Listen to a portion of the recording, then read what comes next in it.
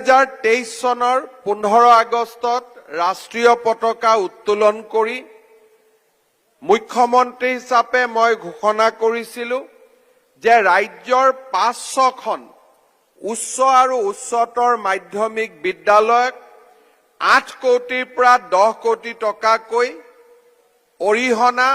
বা অনুদান আগবঢ়াই আমি অসমৰ 500খন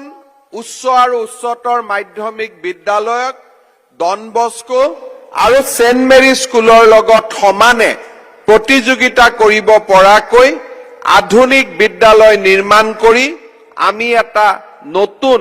জ্ঞান আৰু প্ৰজ্ঞাৰ আলোকৰ যাত্ৰা আৰম্ভ কৰিম। আজি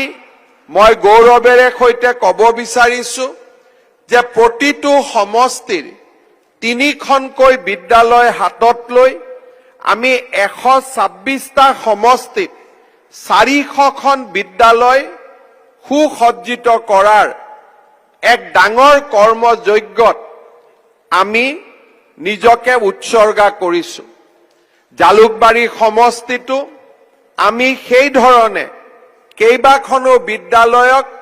সুন্দৰ কৰাৰ প্ৰচেষ্টা হাতত লৈছিলো।